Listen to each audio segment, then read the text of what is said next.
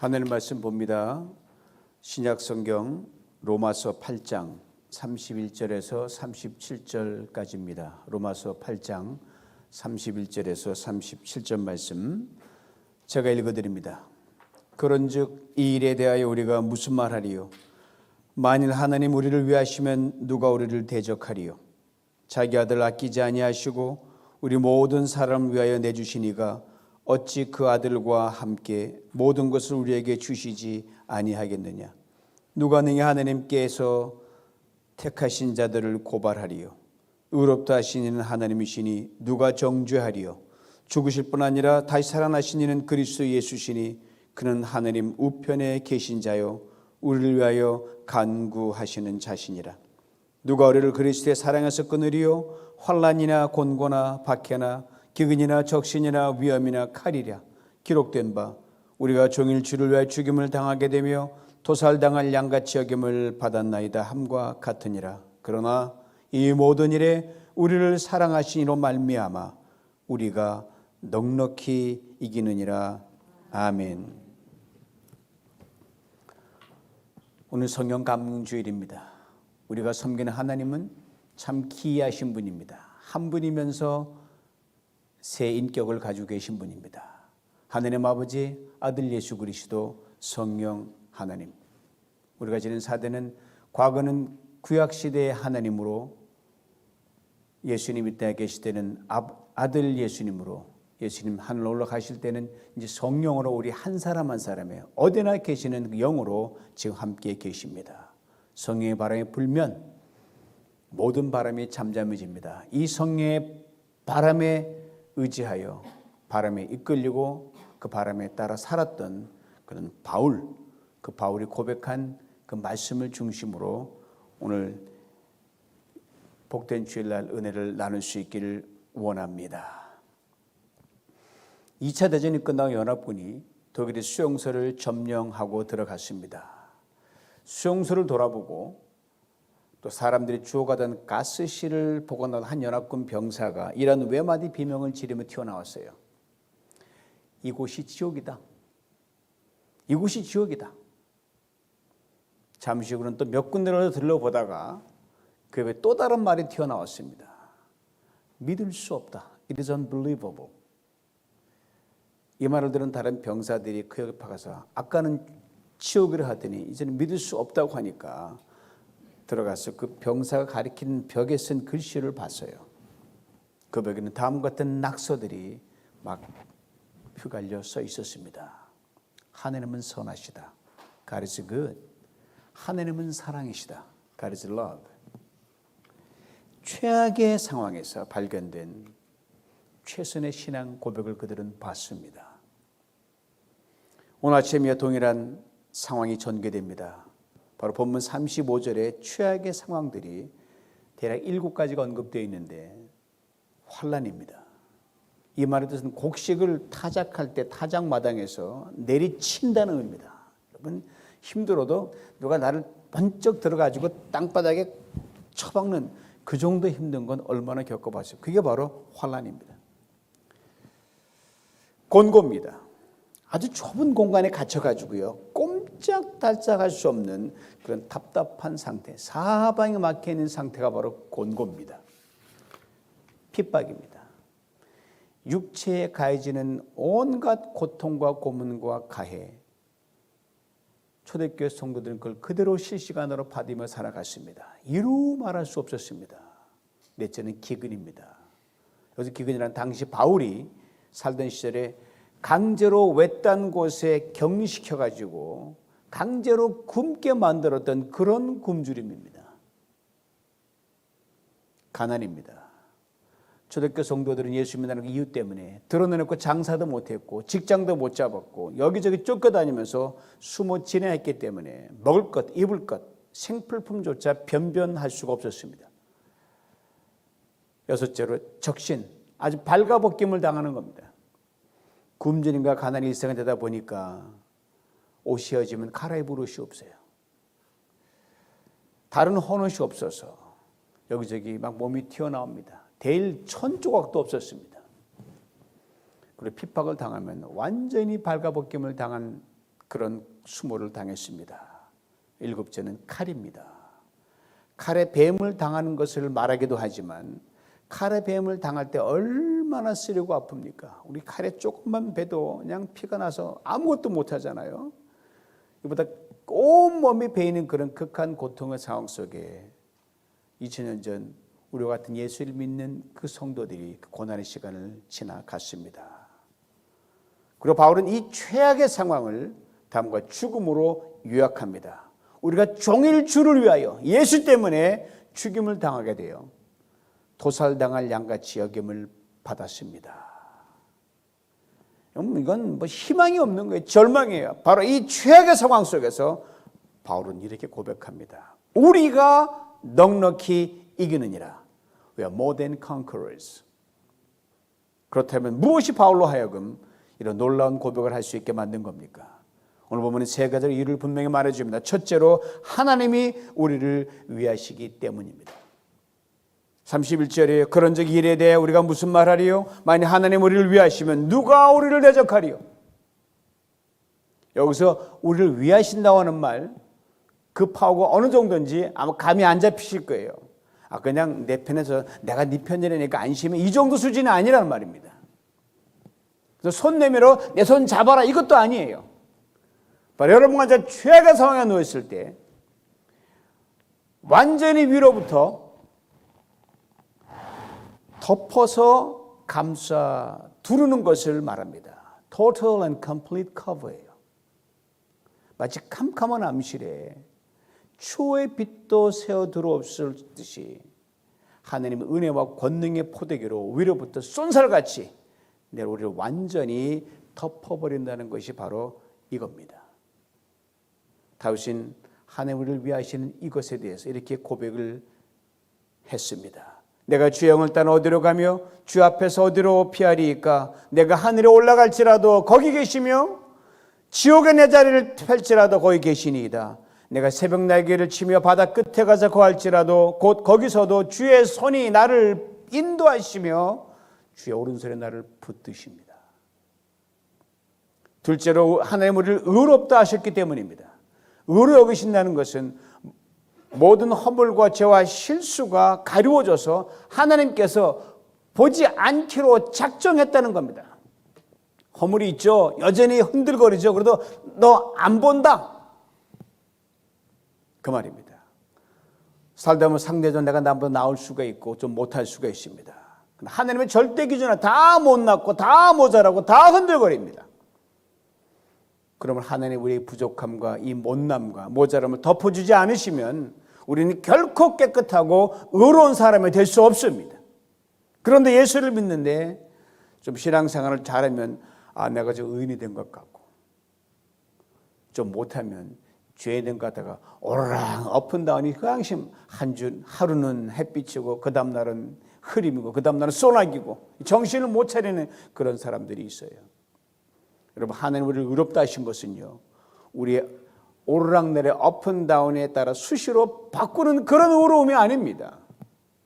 우리 의롭게 하시기 위하여 하나님께서 우리의 모든 죄와 허물과 실수로 인한 대가를 대신 다 지불했기 때문에 그 어떤 경우에도 정죄의식, guilty feeling을 가질 필요가 요만큼도 없습니다. 미안할 필요도 없습니다. 하나님 우리를 의롭게 하셨다, 우리를 정죄하지 않으신다는 것에 대해 핸팅턴 리즈는 그리스도의 종들이라는 그의 책에서 이렇게 명쾌하게 설명합니다. 정죄함이 없다는 말은 땅이나 집의 소유권을 넘겨줄 때 중개인이 법적 장애나 저당, 체납된 세금, 그리고 그런 아무런 하자가 없습니다, 이 집 들어와 살아도 전혀 문제 없습니다라고 부동산을 넘겨줄 때 쓰는 말이다, 이 말이에요. 아주 구체적이죠. 맞아요. 하나님 여러분과 제 인생에 걸려 있었던 죄의 가압류, 허물의 가압류를 풀어주셨다는 거예요. free란 말이에요.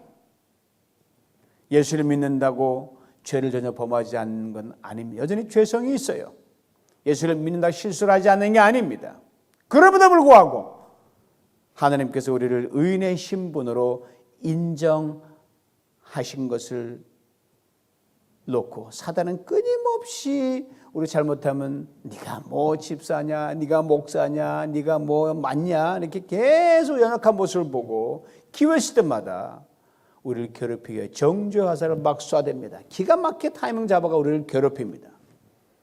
그걸 두려워해서는 결코 안 됩니다.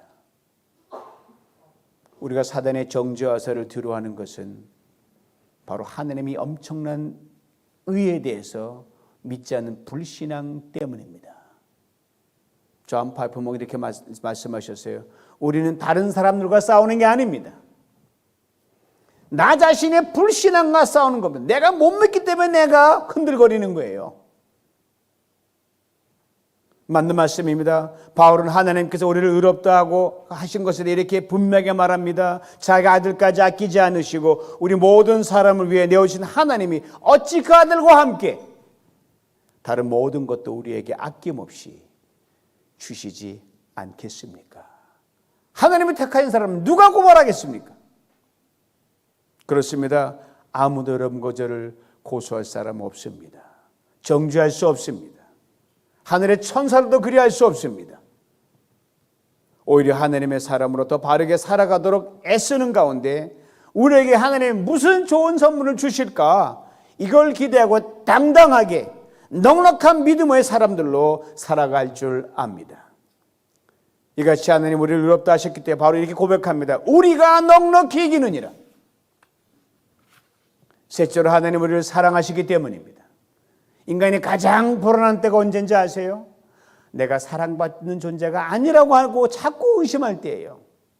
내가 남에게 인정받지 못하고 수용받지 못한다고 생각할 때가 가장 불안하고 불행할 때입니다. 우리 하나님을 믿는다고 말할 때 그 믿음이 뭘 말하는 겁니까? 하나님이 나를 무조건 그럼에도 불구하고 사랑하신다는 그것을 믿는 거예요.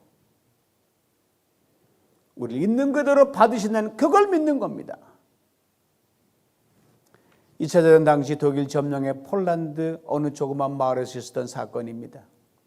독일군이 언제 들이닥칠지 몰라서 하루하루 불안하게 보내던 어느 날 유대인들 앞에 독일군이 나타났습니다.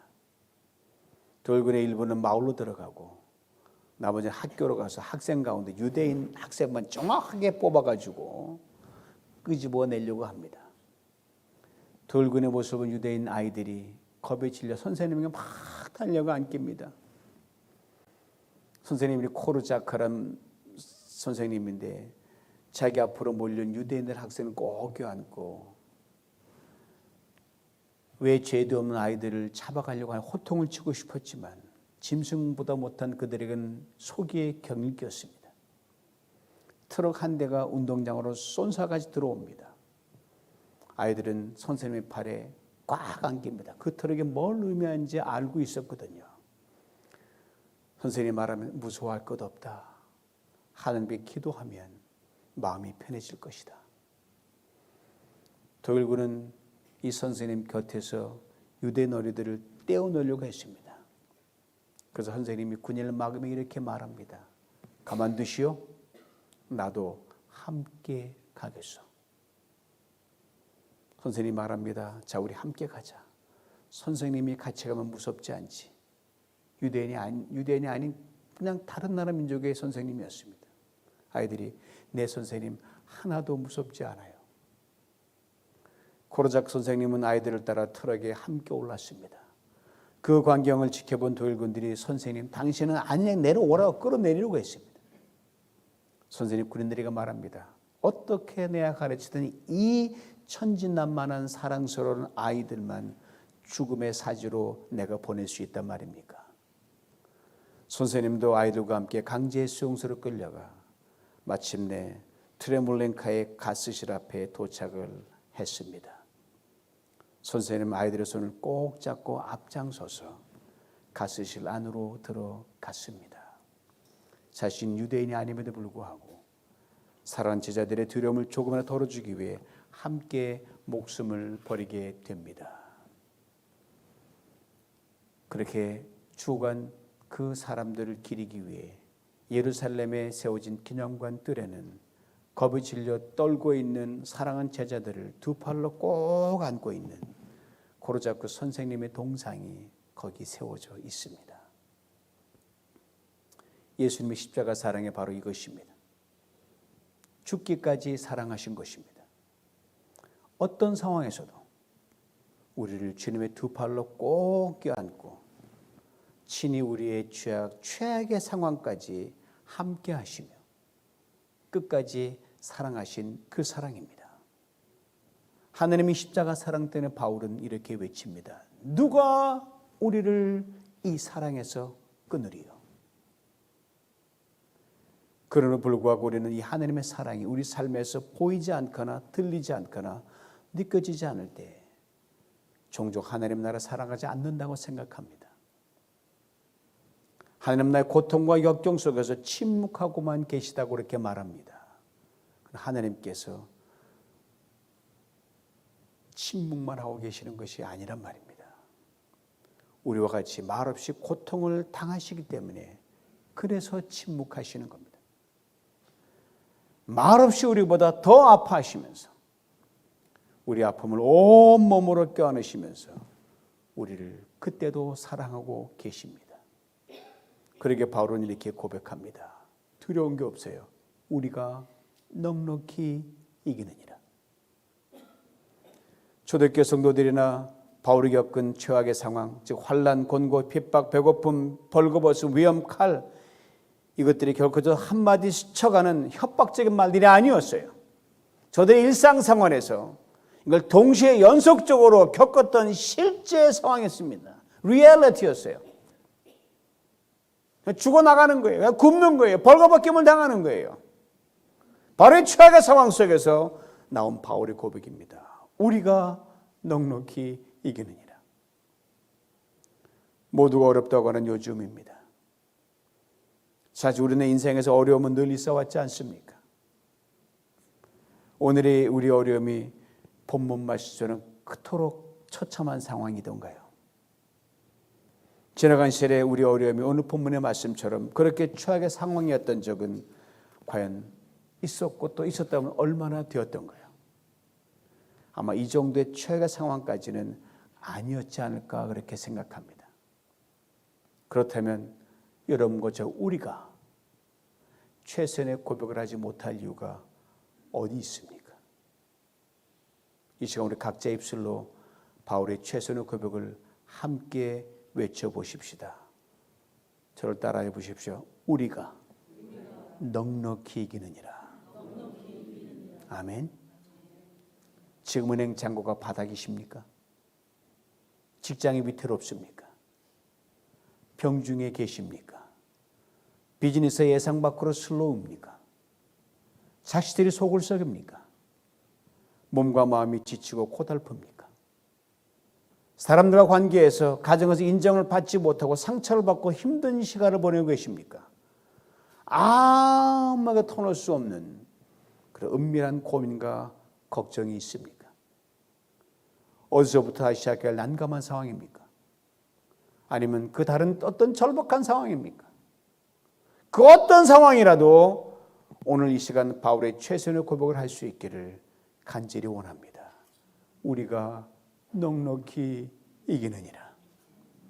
저는요, 넉넉히 이기느니라고 한 바울이 고백할 때요, 내가 넉넉히 이긴다고 하지 않고 우리가 넉넉히 이긴다고 하는 것이 정말 마음에 와 닿는 거예요. 바울이 고백을 할 때 함께 동일한 최악의 상황을 겪고 있는 성도들을 분명 기억했을 거예요. 바울이 고백을 할 때 언젠가 자신의 편지를 읽게 될 미래의 성도들을 분명 기억했을 것입니다. 그리고 성도들이요, 내가 최악의 상황에서 하나님께 넉넉히 이기게 하셨듯이 여러분이 겪는 각자의 최악의 상황에서도 하나님께서 넉넉히 이기게 할 것입니다. 이런 위로와 확신하게 분명히 담았으리라고 저는 분명히 믿습니다. 여러분 지금 어렵고 힘든 시간을 보내고 계실 때 결코 혼자가 아니라는 사실을 잊지 마시기 바랍니다. 먼저 주님께 여러분과 함께 하십니다. 앞서간 수많은 신앙의 선배들이 함께하고 있습니다. 그 주 안에 지체된 저와 성도들이 함께 눈물로 기도하며 마음으로 영으로 여러분과 함께하고 있습니다. 그러므로 우리 또한 이렇게 고백할 수 있습니다. 우리가 넉넉히 이기느니라. 최수영 목사님, 우리가 함께합니다. 겁내지 마시고 넉넉히 이길 수 있습니다. 유메라 권사님, 안정 집사님, 우리 송영기 집사님, 이영숙 집사님, 그리고 이 모든 여러분들, 우리가 넉넉히 이길 수 있습니다. 여러분, 넉넉히 이긴다는 말이 얼마나 실감나게 여러분과 가슴과 닿습니까? 넉넉히 이긴다는 말은 하이퍼란 단어와 나이키란 단어가 합쳐진 말이 아주 기가 막힌 조합이에요. 여러분, 신발 하나로 세계를 정복하는 회사 있죠? 나이키. 나이키 뜻이 뭔지 아십니까? 이긴다, 승리한다는 말입니다. 이 말 앞에 하이퍼란 단어를 붙여놓은 거예요, 바울이. 하이퍼란 말은 초과한다, 월등히 뛰어넘는다는 말이 담겨 있습니다. 그런 넉넉히 이긴다는 말은 그냥 이기는 게 아니라 완전한 승리를 말합니다. 이 단어가 성경에 몇 번 나오는지 아세요? 딱 한 번 오늘 본문에만 나옵니다. 우리는 예수 안에서 이미 승리한 사람들입니다. 왜냐하면 예수님께서 여러분과 저 우리 모든 최악의 상황을 십자가에서 죽으시고 부활하심으로 깨끗하게 승리하셨기 때문입니다. 주님의 원천적 승리 위에 여러분과 제가 삶 속에서 우리의 승리를 하나씩 보태가는 겁니다. 문제가 오면 오케이, 승리 하나 얻는 거예요. 암도, 육신의 연약함도, 어떤 문제도 오케이, 승리를 얹어가는 거예요. Victory over victory. 이것이 신앙생활입니다. 그렇죠. 인생이라는 경기에, 야구 타석에 딱 들어서면 스트라이크 아웃 당할 때가 있어요. 플라이볼 아웃 당할 수도 있습니다. 좋은 결과세가 뛰었는데 태그아웃 당할 때가 있어요. 그러나 그 끝은 언제나 승리입니다. 승리의 주님께서 여러분과 함께 계시기 때문입니다. 여러분, 지금 신고 계신 신발이 어느 회사 제품입니까? 뭐 보시고 얘기할 필요 없어요. 딱 하나밖에 없어요. 하나님 만든 특수 믿음의 신발을 신고 계신다는 그 믿음의 신발 신고 오늘 오신 거예요. 보통 신발이 아니에요. 하나님이 작가신 특별한 하이퍼 나이키 신발이라니까요. 여러분과 저 그 믿음의 신발을 신고 가는 곳마다 넉넉히 이기고 승리하는 그런 사람 다 될 수 있습니다. 하나님 여러분 완전히 덮고 보호하시기 때문입니다. 지키시고 위하시기 때문입니다. 여러분과 저를 완전히 의롭다 인정하시기 때문입니다. 한 여러분을 무조건 사랑하시기 때문입니다. 오늘 보면 34절과 37절에 눈여겨보아야 할 단어가 하나 있어요. 간구라는 말과 모든 일이라는 그 단어입니다. 누가 간구한다는 거예요? 예수님께서 여러분과 저를 위하여 간절히 기도하신다는 말씀이에요. 사람들의 기도는 때때로 끊어질 때가 있습니다. 기도할게요. 한 번도 안 쉬고 기도 한번 손 들어보세요. 없어요. 저도 깜빡깜빡할 때가 있어요. 중단되어 다시 잊어버릴 때가 있습니다. 약하여 시들시들해질 때가 있어요. 그러나 주님의 기도는 중단이 없습니다. 약함도 없습니다. 또한 모든 일이란 여러분과 제가 처한 모든 상황을 말하는 거예요. 여러분과 제가 모든 상황 속에서 반드시 넉넉한 이기는 사람이 될 수 있도록 주님께서 시마다 때마다 우리를 위하여 간구하여 주신다는 말씀이에요. 말씀드린 대로 오늘은 성령 강림주입니다. 성령 거룩한 영입니다. Holy Spirit. 하나님의 영도 예수 그리스도의 영입니다. 성령이 누군가에 대해서 예수님이 가장 정확하게 말씀하셨어요. 요한복음 14, 16절입니다. 내가 아버지께 구하겠다. 그러면 아버지께서 다른 보혜사를 너희에게 보내셔서 영원히 너희와 함께 하실 것이다. 보혜사는 항상 곁에 계셔 도와주시는 분이 보혜사입니다. 요한복음 14, 16절에 이 보혜사가 성령이라고 분명하게 밝혀 있습니다. 다른 보혜사라고 했는데 두 가지 의미가 거기 들어있어요. 먼저는 예수님 자신이 땅에 계실 때 많은 사람들에게 곁에 늘 돕는 위로자와 힘이 되어주셨거든요.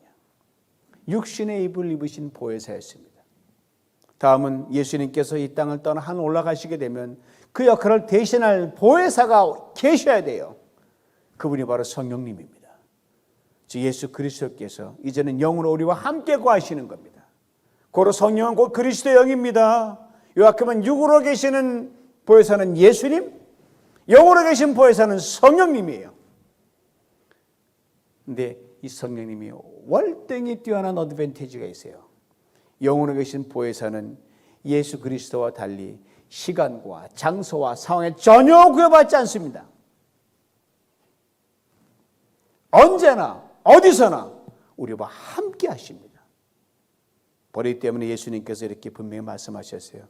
내가 떠나는 것이 너희에게 유익이라. 하나님을 알고 예수 그리스도를 믿는 여러분은 그 안에 성령이 이미 들어와 계십니다. 그 성령과 인격적으로 관계를 맺고 살아갑니다. 예수님께서 이 시간 성령으로 우리 공동체에 계시고 여러분 한 분 한 분 마음속에 영속에 계심을 믿으십니까? 이 성령께서 여러분 한 분 한 분 이렇게 말씀하십니다. 아무개야 너는 넉넉히 이기느니라. 이 시간 오늘 본문의 말씀 35절, 36절, 37절을 여러분 귀와 옆에 앉아 계신 귀에 들릴 만큼 또박또박 함께 읽으시겠습니다. 표준 세번역으로 우리 화면에 띄워드립니다. 보이시죠? 시작. 누가 우리를 그리스도의 사랑에서 끊을 수 있겠습니까? 환난입니까? 공고입니까? 핍박입니까? 굶주림입니까? 헐벗음입니까? 위협입니까? 또는 칼입니까? 성경에 기록된 바 우리는 종일 주님을 위하여 죽임을 당합니다. 우리는 도살당할 양과 같이 여김을 받았습니다. 한 것과 같습니다. 그러나 우리는 이 모든 일에서 우리를 사랑해 주신 그분을 힘입어서 이기고도 남습니다. 이 고백으로, 이 믿음으로, 이 확신으로 넉넉히 이기는 승리의 사람들로 평생 달려갈 수 있기를 주님의 이름으로 축원합니다. 하나님 감사합니다. 우리를 그와 같이 버려두지 아니하고 우리에게 오셔서 평생 우리와 함께 성령님 감사합니다. 오시옵소서. 환영합니다. 우리 마음에다 성령 슬프게 하지 말게 주시옵시고 우리의 주인으로 오셔서 우리를 넉넉히 이기는 사람으로 모든 상황을 돌파하게 만들어 주시옵소서. 암도 육신의 질병도 연약함도 문제도 어떤 상황도 넉넉히 이기는 그런 사람으로 가는 복된 성도님 한 분 한 분 이 복된 주님의 공도되도 축복하시고 여기 위에 놀라운 구원과 놀라운 생명 얻는 역사를 얻게 하여 주시옵소서. 예수님의 이름으로 기도하옵나이다. 아멘.